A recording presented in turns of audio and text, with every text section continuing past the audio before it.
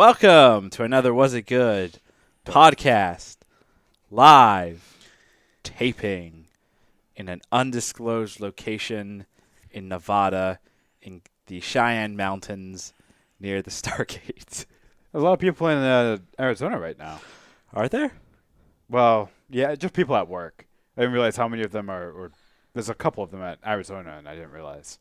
Where do you work? That's cool. What do you mean? I'm not telling you. I work for the Arizona State Department. Probably some loser company. Yeah. Yeah, something like that. Yeah. I should have worn my Verizon shirt.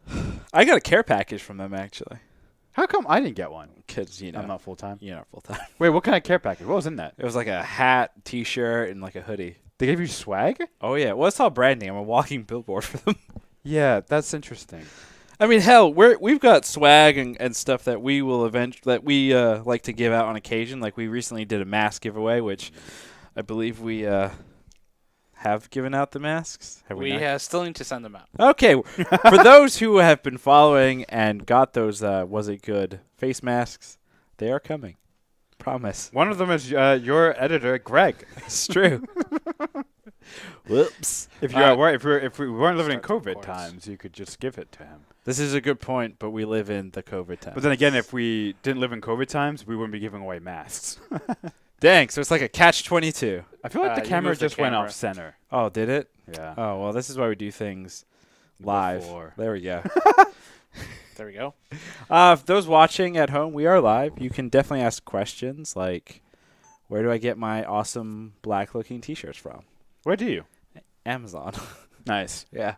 It's very convenient. Keep very lining, easy. Keep lining Jeff Bezos' pocket. He's not rich enough. He I feel like he could do with more money so that he can just rub it in my face. Ew. Real quick, we're going to do a clap test.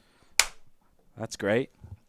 But beyond that, was it good? Was what good? This podcast? You tell me, Mr. Meekle Matter. Anyway, we're going to start with an intro, and as always, I like to preface this by saying I did not write this Yes, you introduction. did. You wrote it, and now you're going to read it. Nor have I pre-read it. So this is cold, blind reading. Good. Do you like weird shit? I like weird shit. Not actual shit. Well, maybe sometimes. I'm your host, Ravi. I'm joined by my two brothers, Christian and Arjuna, and we're talking Lovecraft Country and Star Trek Lower Decks, two shows that pride themselves on being weird as fuck. Also, we're entering the season of The Mandalorian, so we've got a news around that. And it's also not Monday, so that's weird. It is. This is very, very strange. It's a Tuesday. It's a twisted Tuesday. And what's weird is I woke up this morning thinking it was a Monday. Oof. And then a particular song also dropped in my head. Have you heard of the song Magic Monday? It's like, it's not another Magic Monday. Oh, yeah. And then I saw I saw Manic Monday, thank you. And then I saw somebody put out there, just like another Mando Monday. Oh, and I was like, no. that's great. Oh. Now What about David Bowie's Where the Fuck Did Monday Go? That's another good Monday It's a good song. Monday song. What about the I Don't Like Mondays? What about the band Oh, or that's song, another one. Blue Mondays? Oh, yeah. It's another really good one. Yeah. A lot of Mondays. A lot of Monday. Yeah. Yeah. I don't like it. You guys having a good Tuesday? Yeah, this is confusing. No.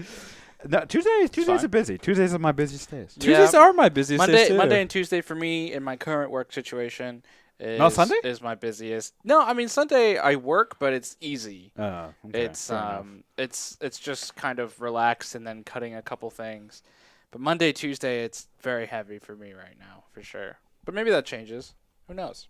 Anyway, You we're know. gonna move into what people are tuning in for, which is us talking and giving our completely biased, untruthful, meaningful opinions. Mispronunciation. Wow. Bad grammatical, One for bad one. sentence forming opinions on television shows that we judge harshly. Starting, of course, with Lovecraft. Lovecraft Country, Episode 6, premiered on Sunday. I just actually watched it today, on Tuesday. On Tuesday. On Yes. a Tuesday. I guess I'll start because It's the fresh. You have it fresh. I have it fresh in my mind. I'll say this. This episode did not disappoint in regards to continuing the blood abuse that this show has come to be known for, which is it's not a show about racism and about the horrors of mankind. It's a show about how much blood can we put on the screen at one time. Ravi, it's one of your high school video projects. Yeah, But well done. But well done. Yeah, And no ketchup. yeah. Gotta love ketchup. I mean, wow. It's like in the back of my mind, I was wondering going into the episode how they're gonna follow up last week's episode, right? Yeah. Last week's episode was, I think I used the word visceral. It was shocking. It was disturbing. And I was like, so what are they gonna do? Are they gonna like go about face? Are we gonna have like a lighthearted, funny episode? No. We're gonna have a flashback. Spoiler alert. And we're gonna make it just as disturbing. Maybe not as gory on the eyes. I don't think anything's ever going to beat last week's episode in that category. Sure. But just as disturbing. I think this episode, last week's episode was much more fantastical, right? It was the idea of metamorphosis and changing out of your skin, and there's that very gross imagery of a person emerging from the skin of another person. A person trying to get out from inside of another person. Yeah, and there was obviously another big element of that with the fox spirit and the kind of tendrils that come out and make people explode. Well, but hold on a second. But but another visual and disturbing part of this episode too, which I think was even more disturbing than that, were the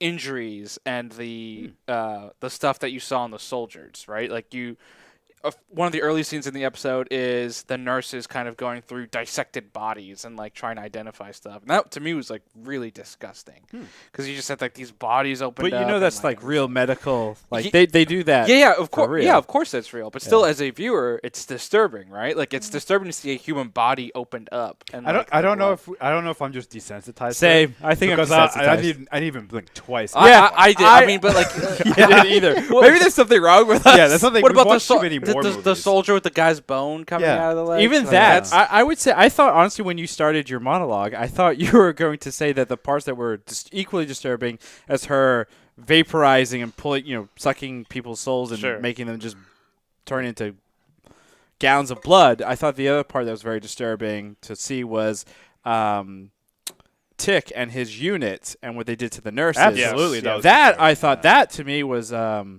I don't know which one's more uncomfortable. They're both uncomfortable. Probably the fact that what the U.S. soldiers were doing was uncomfortable because that's what happened. That is what happens, unfortunately, in times of war. fox spirits take over women and they blow people up too. That actually happened. Well, actually, let's talk about Fox, or Junior, you put Fox, Spider, Lady Spirit. It's known as a Kumiho The Kumiho. spirit, which is actually it is part of Korean culture.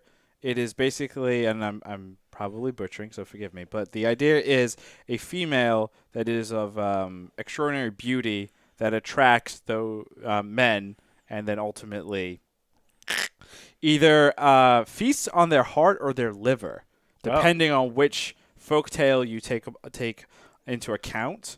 That's very In interesting. this story, obviously, she's taking their souls. And then what was also interesting is on Variety, they did an interview with the VFX team. And typically the Kumio spirit is a beautiful woman, but she has like a foxtails. And those foxtails is what she used to kind of kill the individual. But instead, they wanted to make it a little bit more disturbing So within these the spider legs. the spider legs. And I don't know if you would call them spider legs They're, or... they're kind of they're foxtail-ish because they're definitely like these hairy tentacle things. But then there's also like the Suckers. things that go on the eyes that kind of suck out your memories. The most disturbing thing was that they came out of every hole. I'm sorry, but And they went into every hole too. Obviously, you yeah. expect the ones, you expect most of them where they came from. Sure. But then she has some coming out of her ears, and then she has some coming out of her eyes, and you're just like, what the Yeah. fuck? Well, so I don't want to say they came out of her eyes. It looks like her eyes turned into them Oh, okay. and then extended to Well, connect either to way. the other eyes. Either Yeah. way, it's like Anyway, she's all- got tentacles coming out of her eyeballs. All we know now is what happened in last week's episode with Ruby putting the stiletto through that guy's ass, was just a precursor to the foxtail going up that other guy's ass. And making him go boom. I can make you go boom. Exactly. Yes. What was more disturbing, him blowing up or her yelling out the same thing of him on top of Mount Everest as he then blew up? You know what I mean? Like in the him same blowing tone, and I mean, but like it added to the Yeah. the creepy factor. But she's Sure. like, "You're the last thing you hear before you die is like something you said, essentially, and then you blow up." I just thought of something that's more disturbing than everything we've just said. The nature under which that the spirit was summoned in the first place. Yes. Which yes. is the character's name or the Gia. woman is Gia, right? Yeah. So the mother, we learn, summons the spirit because she finds out, or maybe she knew the whole time, but her husband was sleeping with young Gia as a child. Was right? raping her. Yeah. That's the most disturbing part of the episode. Let's be honest. It's just like Well, and it goes back to disgusting. something Ravi said throughout. and also, but then also the spirit doesn't quite understand like even why it's bad, right? Right. Right, because the spirit has no memory of Gia. well, correct. She doesn't know the context of that relationship because she has a memory. She remembers. She has the the memory of the fucked actual- up father. Yeah. But she doesn't have the memories from Gia's perspective. Oh, she I see only what has you're the saying. new memories of Gia. Right. Gia. But she has his perspectives from his perspective Right. of what he did to her. Right. Yeah. Which right, is but he doesn't have actual like yeah. the whole reason the mother did this was because she wanted to get her daughter back. Which also makes me wonder then did the father kill Jiha? No, I don't Yeah, think so. I I'm think not this sure. is just so she went to the shaman's like, I want my daughter to be able to protect herself. So the mother knew that this raping was going on, and she didn't know what to do. So she went to the shaman and said, make my daughter into this, bring the spirit in so she can protect herself. She obviously knew that this would kill the father. But what she wasn't ready for was the consequence of, well, now in protecting her daughter, she's lost her daughter because it's not her daughter; it's the spirit. Right. And she's so hell bent on, okay, get to the 100 souls, and I'm gonna get my daughter back. But I don't know if that's necessarily the case. It just seems like get to 100 because then you've absorbed enough memories to kind of pass as human. That was the interpretation I actually got that's from interesting. it. Like I think the consequence of like her daughter and her memories, like I think it's gone, and I don't think it's coming back. So even if she had, killed Tick in that moment, I don't think like all of a sudden her daughter's back and then she doesn't have the spirit or anything like that. Or at least that's how I interpret it. Yeah. Not sure. Really not sure because we never saw it. But disturbing. This whole episode disturbing on every level. The mental, the emotional, the physical. The other thing that I think that's interesting too with the spirit and with Jiha is she obviously doesn't take Tick's life and is truly in love with Tick. Now Tick, prior to him that last time sleeping with Jiha, shows that he does care for her and is in love with her. Mm-hmm. Now when he is with Letty. When he's with Letty asks about Jiha, indirectly or whatever. And Tick says, no, that was that's a done thing, right? But clearly there's still something there, and I think the fact that we had an entire episode about this character's history shows that she's going to be very, very important. I hope so. Coming up, because she's going to ultimately either, I think, A, be the reason Tick dies, or B, the reason Tick lives. Well, I mean, going off of that, the big reveal in the episode is every time that we assume Gia has done this, she absorbs all the memories of the person. When she starts to do this process to Tick, she sees what she assumes is the future. She sees how Tick dies. And that's when she tells him, don't go home. And this now gives more illumination to the two conversations they've had on the phone. As we know, he had been calling Korea and talking to... All of Korea? All of Korea, yes. He'd been talking to Gia. Hello, Korea. Gia, and then we now have a little bit more interpretation of the dream, the hallucination that he had in episode 2, where he was fighting Gia in a Korean soldier outfit, and that was basically the metaphor of what basically his whole time in Korea. So, because clearly he did. There's two types of major scars he has from Korea. It's the horrible things he did while he was a soldier, and it's probably that event because that was, I would assume, is his first time dealing with anything supernatural. Because remember in episode 1, he's super calm when he sees the vampire creatures. I think Uncle George Letty asks him, like, how are you so calm? The reason we now know he's probably so calm is he saw the tails. the tails were on him. You know what I mean? Like, he was about to go boom. I think that, but also, like, I mean, that part, yeah, that definitely freaked him out. But then, like, also you have to imagine, like, a person in war. Yeah. Like, he didn't hesitate when that other soldier said private. Like, he just went out and did it. He killed the woman. There was no hesitation. He just did it. So I think his character, regardless of any supernatural stuff, he has seen some shit, and he is kind of, I think, unfortunately, kind of locked down in terms of, like, what is going to disturb him and what is not going to disturb him. If I had to, I wonder if in that moment where he flies off and he's like, what's that? And he was freaking out. Is it because of the tentacle stuff, or is it because of what he also saw in conjunction with her? Well, yeah, I assume he maybe saw that death part too. I feel like your own death would be more horrifying than vampire nuggets and then we know. tentacles.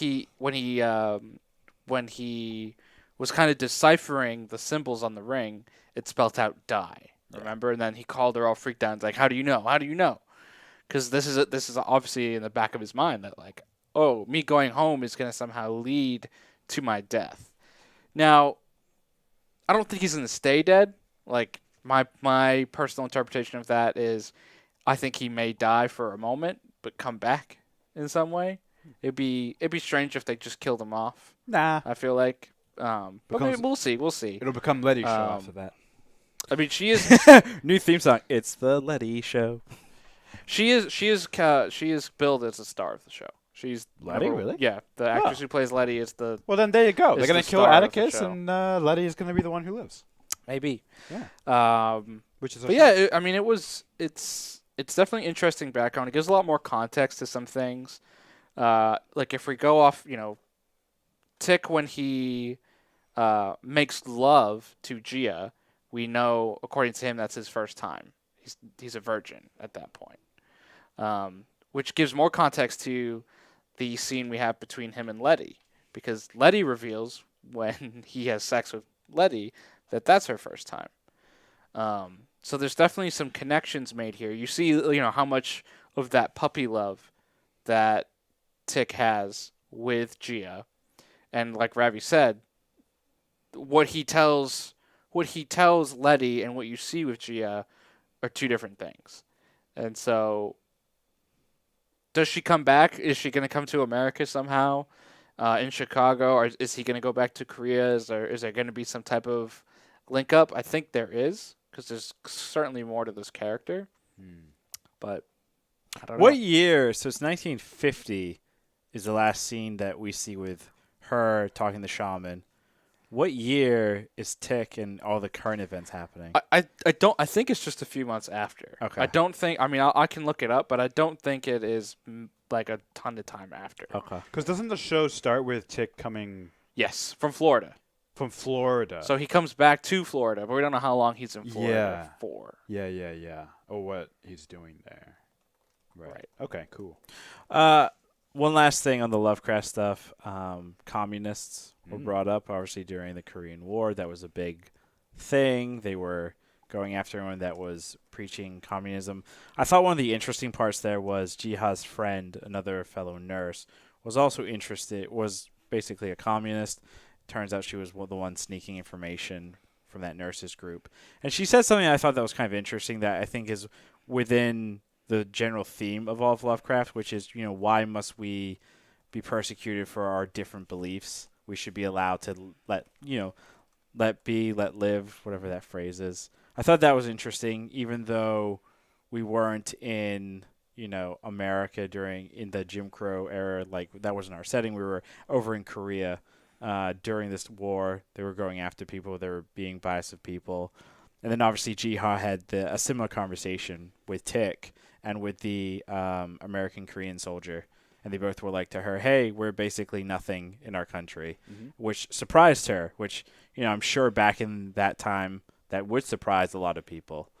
But I thought that was interesting that they continued that theme there when it obviously makes sense, unfortunately. So we were wrong. The beginning of Lovecraft Country takes place in 1954. So it's 4 years later. It's 4 years later. Dang. So some time has passed. So yeah, he was like working in Florida or something. Yeah. Yeah, cause there's like a couple lines. I don't think it's anything specific, but someone asked him, it's like, why'd you come from Florida? And he came back to Chicago because his father went missing. Yeah. And he got the letter. So it's curious. So then it's definitely interesting to see what we know. Then he did something between end of his time or his tour in 1950 to 1954. We know he was in Florida, or he could have gone. Maybe he went and saw some other vampire. What are they? I want to keep calling them nuggets, vampire nuggets. They remind me of chicken nuggets for some reason. Maybe because the Nuggets are playing tonight. I have no idea. Yeah. I'm really not sure. We have a question here. So if it's been 4 years, Gia, and we know at 1950, Had 99. is 99 souls. So 99 pounds. What the bitch had? So in those 4 years, how many more souls do you think she's taken? Do you think she got to 100? Do you think she got to 100 just kept going? Because the shaman, the last line is like, you are just beginning. Like your story is nowhere near told being done, and the amounts of horror or something like that.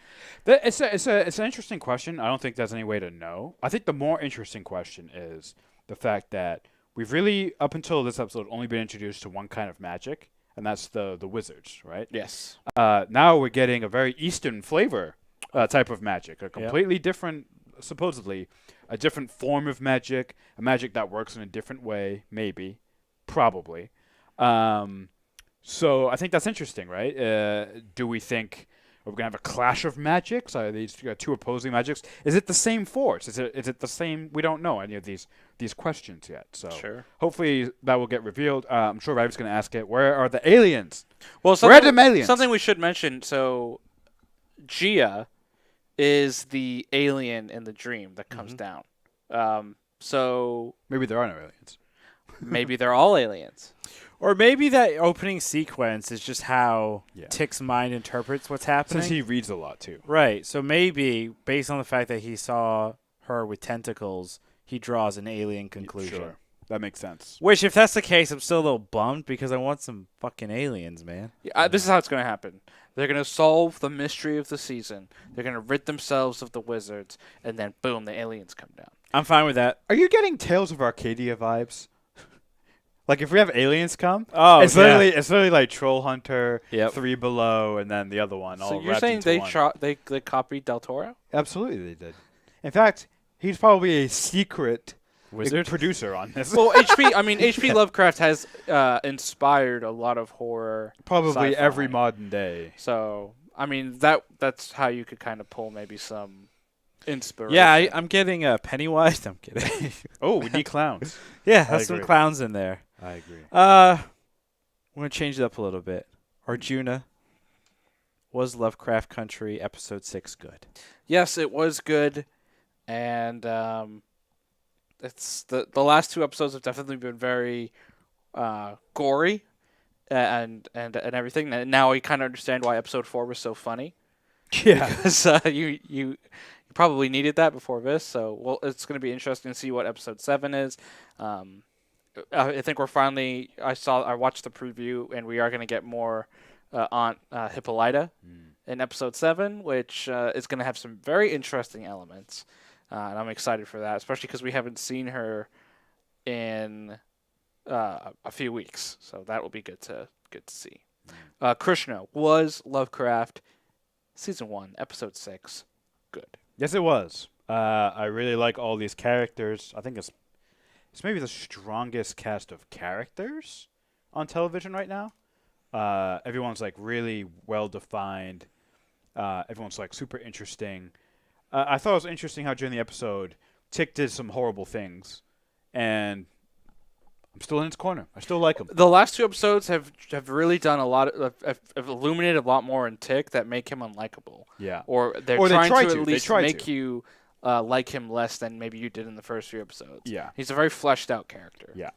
Yeah. I mean, put it this way, right? If HBO can redeem Jaime Lannister, they can make anyone who's good bad and anyone who's bad good. Well, first off, you mean redeem Jaime Lannister for no reason at all, and then make him the same and have him be crushed by rocks. Sure. That's what happened. That is what happened. It was so stupid. Ravi, was this episode of Lovecraft Country, Season 1, I think Episode 6? You were literally just asked this 3 seconds Yeah, ago. but I can't trust him. Oh my god. What if he's lying? Don't you have the outline up? No, I'm watching us on Twitch right now. That's weird. Yeah. Was it good? Yes, it was good. I think it was it was a different episode. When I look back at the 10 episodes, this will be one of the ones that stands out because it's a flashback episode. Not only that, but it takes us to a completely different country. Different magic. Different core group of characters for this episode. And they did an amazing job making me actually care about these individual characters so quickly. Yeah. And it added a lot of context to the first 5 episodes of what we've seen. It answered some mysteries that we have while adding some more too, which is great. It's almost like a group of producers, writers, and directors sat down and planned everything properly. Wait, you can do that? That's Yeah. possible to Yeah, do? you should let some other creators of another HBO series. Oh, the CW shows. Anyway, moving on to other shows that I think are planning things out properly. Star Trek Lower Decks. We got episode 7. 7, wow. And this episode was called Freaky Dog. Much Ado About Much Boimler. ado. No. Ado. What the Much hell? ado Much about nothing. ado about... Jesus, English really is your Boimler. second language. It really is. How'd you know? Oh, because much ado heavy? I speak the Queen's second cousin's English. Oh, Is she? and she was inbred, Oh, which boy. explains everything. And a cannibal. And a cannibal. Probably, Yes. yeah. And you'll never hear from the three of us again. We're on to that secret. But yeah, we got a new episode of Star Trek Lower Decks. Again, the show I think is still doing a great job of combining goofy comedy and fun Star Trek things that we know, that we've seen, and making a very entertaining 22 to 25 minutes of content. Yeah. That doesn't make me want to pick up my phone and look at Twitter and see the political unrest in the country. Wow. Yeah. At least for 22 minutes a week. If a show can do that, it's successful, I would say, by these standards. Yeah, definitely. Yeah. No, I agree with that. Yeah, a nice little episode. It contrasts nicely with Lovecraft. Lovecraft is disturbing, heavy, and a bit on the long side. Star Trek Lower Decks is like the exact opposite. Science-based, short, funny, nothing serious, nothing heavy. Yeah. You don't really even need to think too much, which I actually really enjoy. Good episode. Got a freaky dog. Named the dog.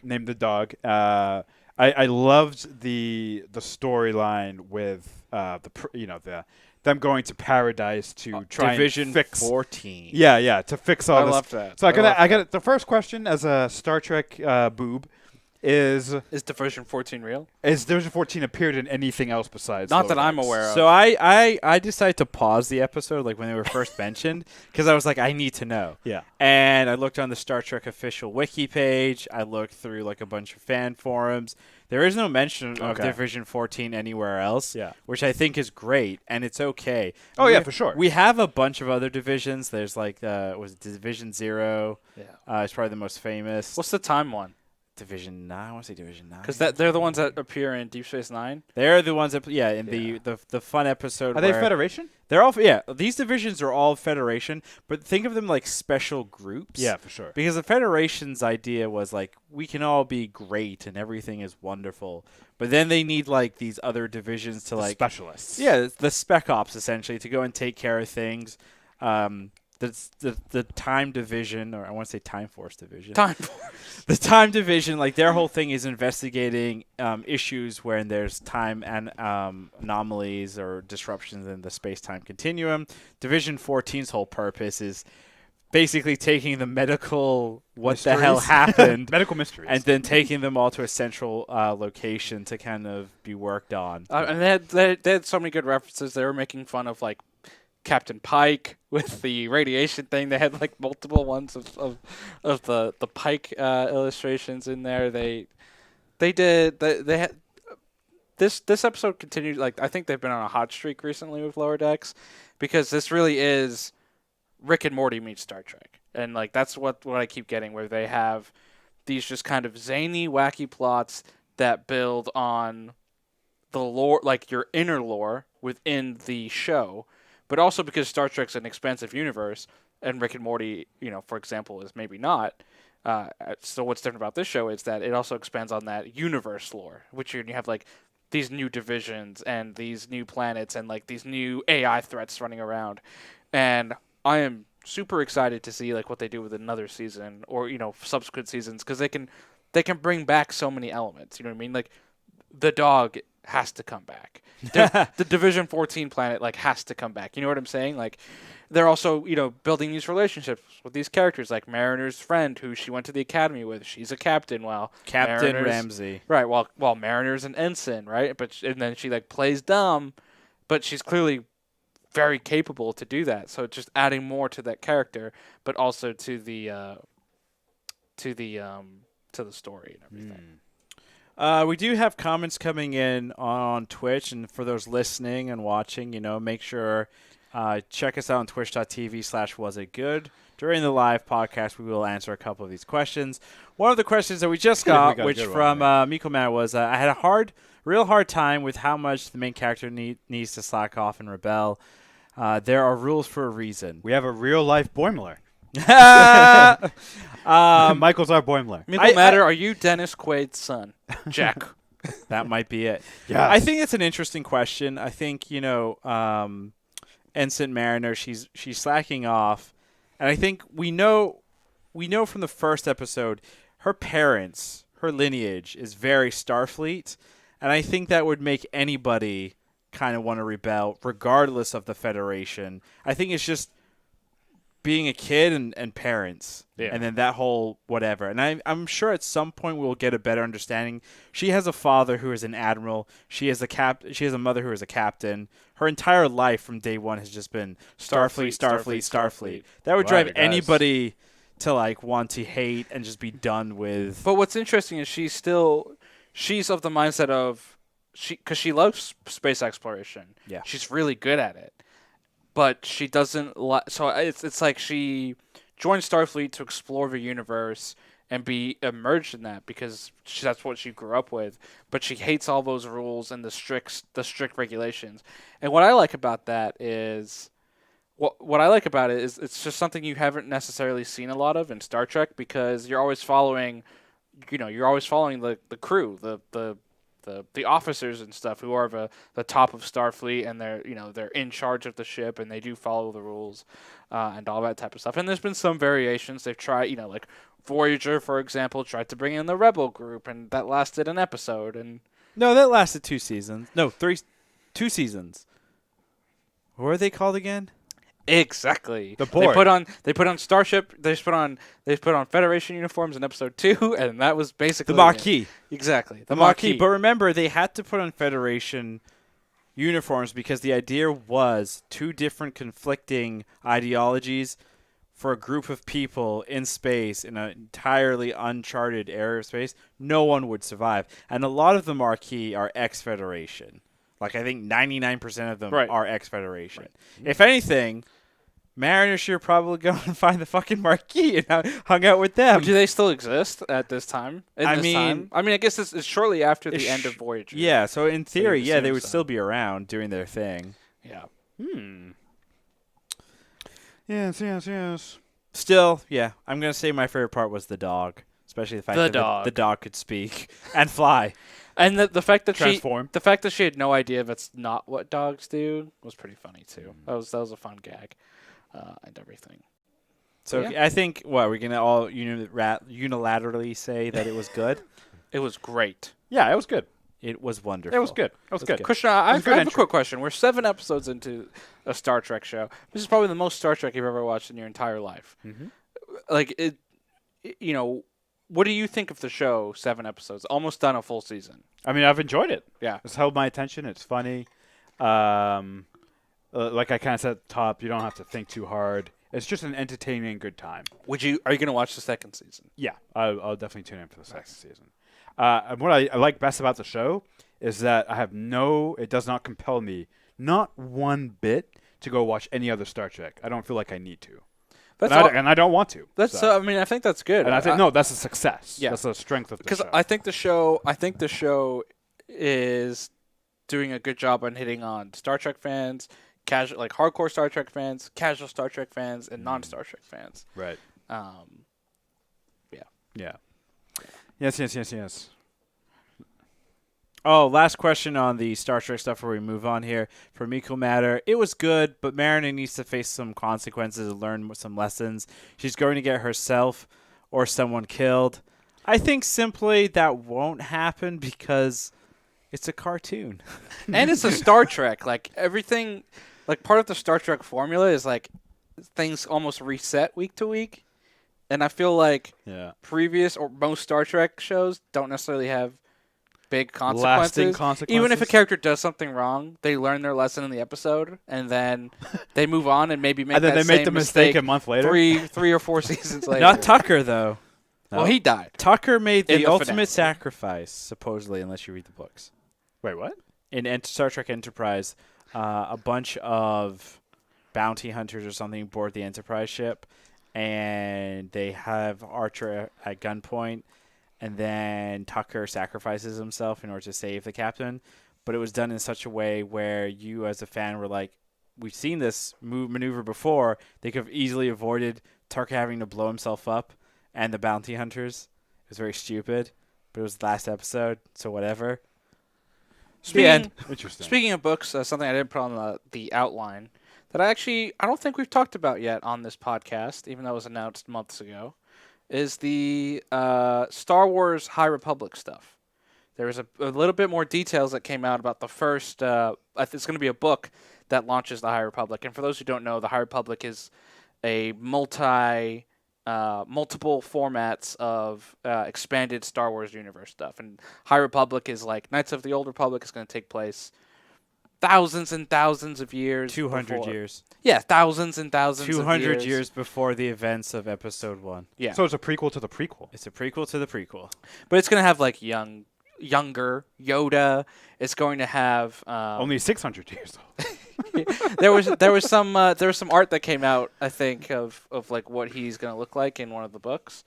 And it's just like Yoda with less grays, essentially. It's actually pretty funny. Is he still wrinkly? No. He's got softer skin. He took care of his skin back then. Yeah. But the first writer, Charles Soule, I believe is his name, behind the first book that's gonna come out called Star Wars: Light of the Jedi, talked about kind of some of the stuff that you're gonna see from it, and it's interesting. There's some art here. I don't know if you guys saw it of just like different Jedi in cloaks. There's like a Wookiee Jedi, and there's like a woman in the front. And I'm trying to get like wait, what is this called again? It's called High Republic. It was announced wait, like High Republic. H-I-G-H. That explains Mike's comment. Yes. Yeah, I'm trying. This was all announced a while ago. This isn't anything new. Well, no, you're bringing this to a point, right? No, because Chris Soule, yes, the author, did an interview with the Hollywood Reporter, kind of shedding some new details about the process and how they've been working on this for like 5 years. Supposedly the rumor I heard was that they started this process before they started the sequel process. Yes. So this was in development before there was a solid idea to go fuck up the sequels. Nice. Wow. Also, it's interesting on timing that this comes out after the sequels, obviously, and that we've seen a clear Disney taking its steps back on any kind of sequel content. So, quick question: what is it though? Movie? It's books? It's books. more than books. They said it's going to be multiple platforms. So but it's starting with books, right? So here's he talks about how they basically had free reign to do whatever they wanted. They said nothing was off the table. they could really make the universe what they wanted. And he talks about Light of the Jedi. Here's the quote. He said, "Light of the Jedi has to carry a lot of weight since it's introducing the era and a number of very significant cast members. But every project has a massive beats. There's very much a plan, and every story, big or small, has a place within it." Is Dave Filoni running it? or in what year? Are we gonna say over 2 years of when they pull in Dave Filoni because it's a hot mess? Well, I'm gonna take the over. I think they're gonna do well for 2 years, and after that, they have to pull in Filoni because they run out of you have ideas. to remember kidding, the whole I'm kidding. idea behind High Republic is not like How can you take her seriously? High Republic. anyway. Sounds like a weed. The whole point of it is not just like books or whatever. They're trying to find a new niche within the Star Wars universe, right? We saw what Knights of the Old Republic did with those games. It created an entire group of fans, very loyal, hardcore dedicated that's what got fans. me really into Star Wars. Not necessarily the movies, and for me, it again. was the new Clone Wars series with Dave Filoni. So they're trying this new thing with High Republic where they're going to start with books, and they're not just – these books are targeted for a variety of different age groups, young adult, like kids, young adults, seasoned readers, whatever. Veteran readers. Veteran readers. That's readers over 2 years. Yeah. You have to have read 200 books before you can read these books. You are not a veteran of these books. But it's interesting because if they can do it successfully and you start with these books, these graphic novels, these whatever, and then you turn it into like Disney Plus shows or a new trilogy or group of movies, whatever, you have a way to kind of reinvent Star Wars, essentially. So basically it's just they're sort of trying to create a whole I don't even know what the right word would be. But they're trying to basically create a whole it's not a franchise, but just a new They're trying to find new fans. Yeah. Let's just call it what it is. They're trying to find new fans. They're creating a new era of which they can just create a whole bunch of merchandise from. Yes. Yeah. They need to figure out the kids that are born in the next 15 to 20 years. How do we get them interested in stuff? Books. I think TikTok. Also mentioned is the actual villains of the High Republic franchise, if you want to call it. They're called the Nihil, which translates from nihil, yes, from Latin to nothing. The nothing. They're called the author describes them as ghosts, anarchic, and marauders with some unique abilities that make them anarchists. but it's not anarchist. It's anarchic. There's no ISTS.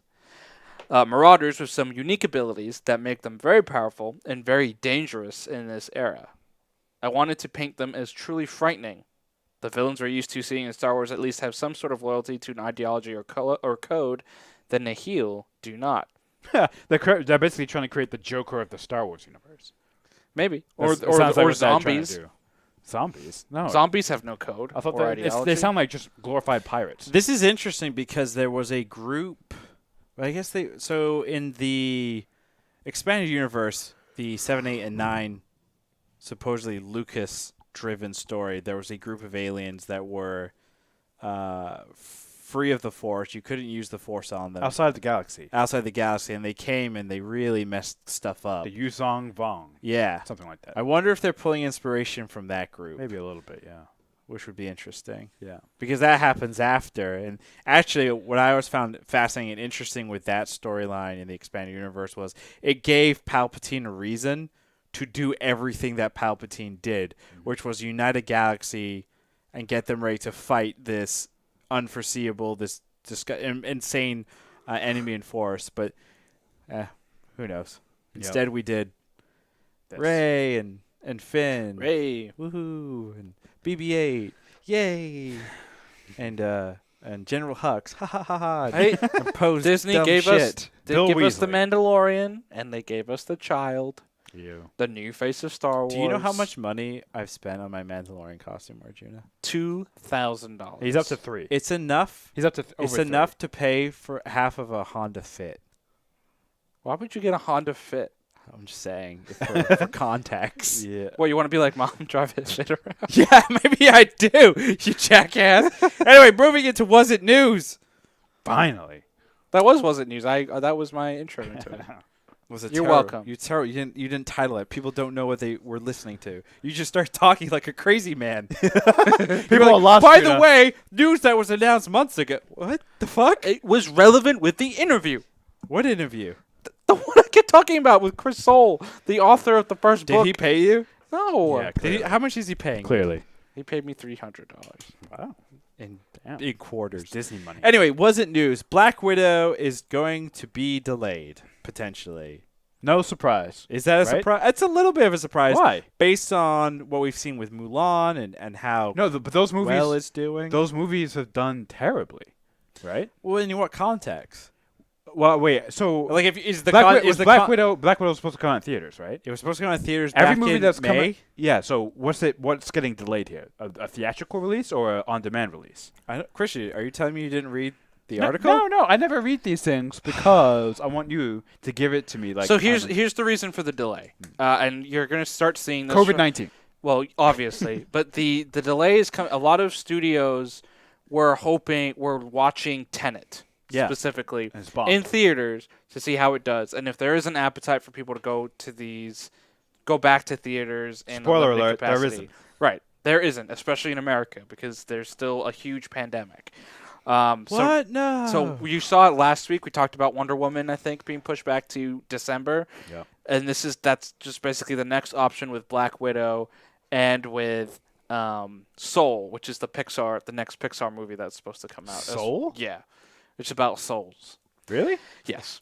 And so both of those are being delayed. If you read the article too, there's consideration of releasing probably Soul onto Disney Plus, maybe Black Widow too. We're gonna talk about WandaVision in a little bit. They just released a trailer for that. But now the question is, are you going to be running into a point where WandaVision is going to premiere before Black Widow, which 9 months ago seemed unfathomable, right? Because Black Widow was supposed to come out in May. I'm gonna throw, because I love doing this, I'm gonna throw out a crazy rumor. Yes. Falcon and the Winter Soldier, right? The original plan was Black Widow in May, and then Falcon and Winter Soldier was supposed to come out like the fall. Yeah. According to the internet rumor mill, It's not a rumor. is that? Winter Soldier has been officially delayed until 2021. But that is because of the Black Widow stuff, though. So the rumor No one said specifically it's because of that. There's been reports that they still haven't finished filming it, which is probably makes true. sense, And then because they were doing more location filming, while WandaVision definitely seems to be more studio green screen type of stuff anyway. So it's a little easier to film that. And then you have to think, the MCU is all about that quote unquote current timeline, the rolling timeline. And at this point, we might catch up to the 5-year jump that we had in Endgame, right? It took place in 2024. We're going to be in 2021 by the time we start getting stuff. You could feasibly catch up to that, which means Disney called 5 years of our lives being pointless. Wait. Thanks, Disney. That's unbelievable. I mean, I made the assumption back in, I think, March or April that 2020 will not see a Marvel film in theaters, and I hate that might actually be the case. Why? We were getting tired of them anyway. Now, when we finally get to see them, I'm gonna be rejuvenated. I'll be like, thank God I can see a shitty Marvel movie. Yeah, in but the theaters again." reason. Oh yeah, is yeah, shit. sure. But Yeah. guess what? It actually helps Marvel stay relevant for an extra 2 to 5 years. Instead of flaming out Christian, from boredom. They're still going to stay relevant. I know. Regardless I if just we meant for see me. them or not. I just meant For you. Yeah. But speaking on the Marvel stuff, we did get to see a surprise trailer drop on Monday. Sunday. Sunday. It was during the Emmys. During the Emmys on Sunday, they dropped the trailer to WandaVision. It was just a simple minute-and-a-half type of teaser. Started off with Vision and Scarlet Witch in a kind of sitcom-y type situation. then they're with a laugh track and everything. Then they're probed about their past. They can't answer it. And then you get a lot of cool shots, a lot of reveals that there's some type of world. Vision is dead. You see the adult Monica Rambeau, who was a child in Captain Marvel. Because there's tons of characters from other Marvel shows in this. You have the Kat Dennings Darcy character from Thor that's going to be in this. You have Agent Woo from the Ant-Man movie in this. He's in it? Yeah, you have Kim Jong-un? Yes, the actor who played Randall Park, who played Kim Jong-un in the Also, interview. Jim from The Office. Yes, also played Asian Jim from The Office. Nope, just Jim. Don't be racist. He was Jim. And and then you also have the adult Monica Rambeau. So you're adding in a Captain Marvel character, a Thor character, and an Ant-Man character into this show. It's going to be interesting. It's also directly tied into Doctor Strange, so that will be, especially with the show now coming out this year.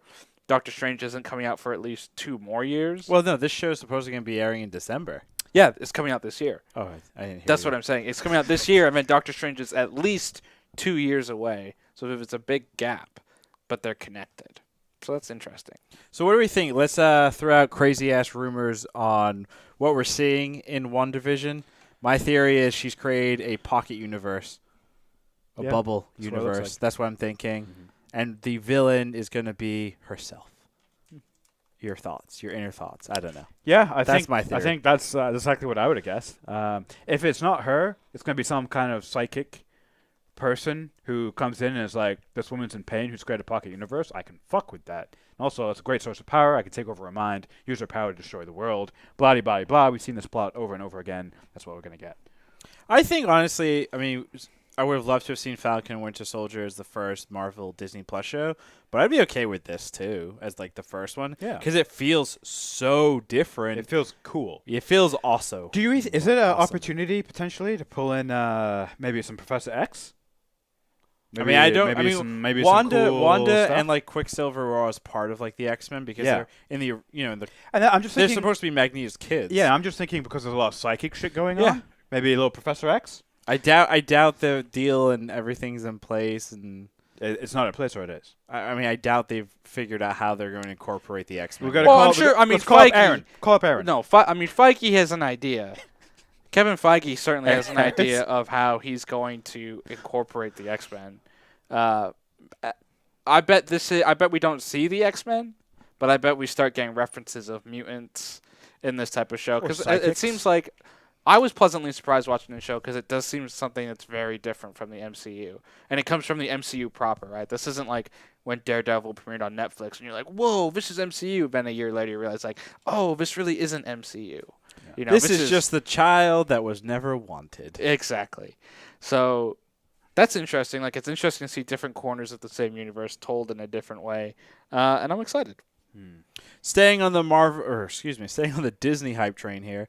Boba Fett has been all but confirmed for Mandalorian Season 2.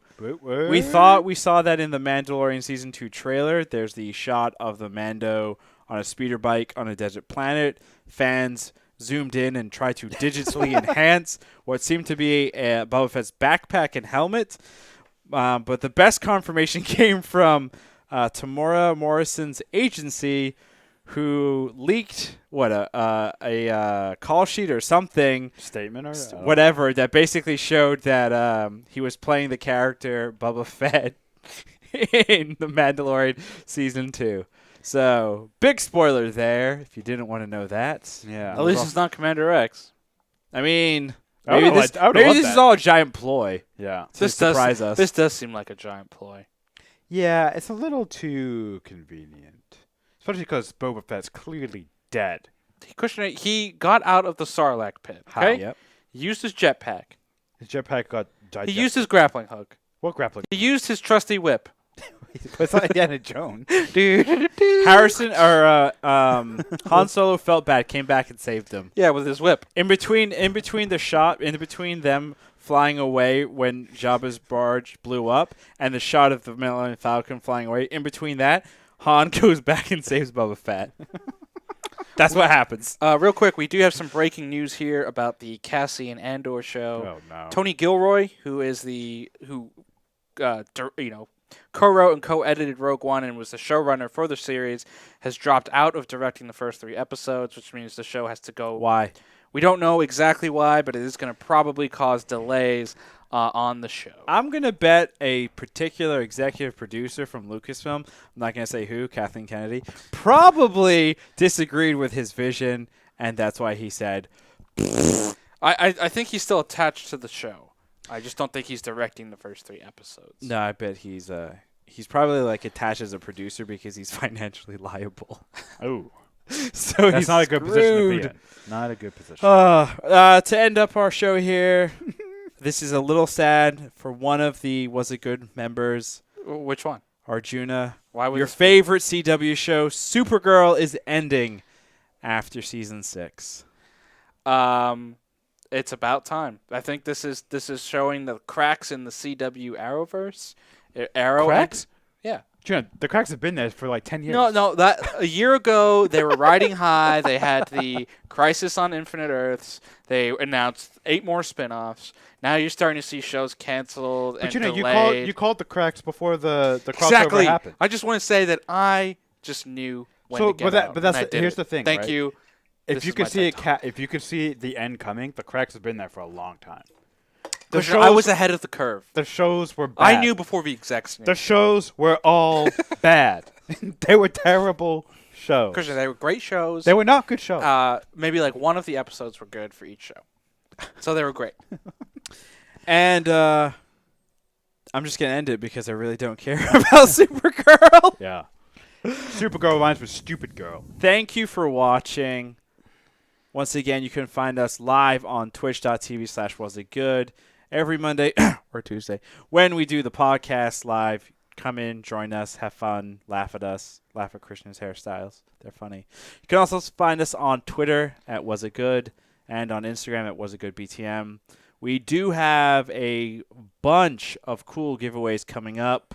There's this little thing called Mando Monday starting when the Mandalorian Season 2 drops, and we will have some cool merch to give you guys, so be sure to follow us, especially on Twitter and Instagram. That's where we'll be dropping all of those contests. Haha, I did not spill the beans. You did. Wait, we have merchandise? Goodbye. I want a Baby Yoda. It's the child.